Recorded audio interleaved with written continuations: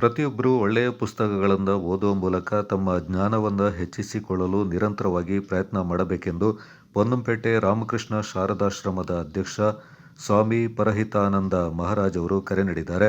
ವಿಶ್ವ ವೇದಾಂತ ವೇದಿಕೆ ಅಧ್ಯಕ್ಷ ಸ್ವಾಮಿ ಸೋಮನಾಥಾನಂದಪುರಿ ಅವರು ರಚಿಸಿರುವ ಓಂಕಾರ ಲೋಕಕೃತಿಯನ್ನು ಬಿಡುಗಡೆ ಮಾಡಿ ಅವರು ಮಾತನಾಡಿದರು.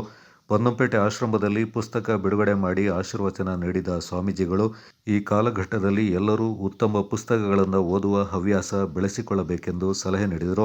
ರಾಷ್ಟ್ರೀಯ ಸ್ವಯಂ ಸೇವಕ ಸಂಘದ ಕೊಡಗು ಜಿಲ್ಲಾ ಸಂಘ ಚಾಲಕ್ ಹಾಗೂ ವನವಾಸಿ ಕಲ್ಯಾಣ ಆಶ್ರಯದ ರಾಜ್ಯ ಅಧ್ಯಕ್ಷ ಚಕ್ಯಾರ ಮನು ಕಾವೇರಪ್ಪ, ವಿಶ್ವ ಹಿಂದೂ ಪರಿಷತ್ನ ನಿಕಟಪೂರ್ವ ಜಿಲ್ಲಾಧ್ಯಕ್ಷ ಬಾತಂಡ ಟಾಟಾ ಬೋಪಯ್ಯ, ಚಿನ ಸೋಮೇಶ್, ಸ್ವಾಮಿ ಸೋಮನಾಥಾನಂದಪುರಿ, ಆಶ್ರಮದ ಸ್ವಾಮಿ ಮಹಾ ಪ್ರೇಮಾನಂದ ಹಾಗೂ ಉದ್ಯಮಿ ಸುರೇಶ್ ಬಾಬು, ಎಂಬಿ, ಪುನೀತ್ ಚಂಗಪ್ಪ ಸೇರಿದಂತೆ ಮತ್ತಿತರ ಪ್ರಮುಖರು ಈ ಸಂದರ್ಭ ಪಾಲ್ಗೊಂಡಿದ್ದರು.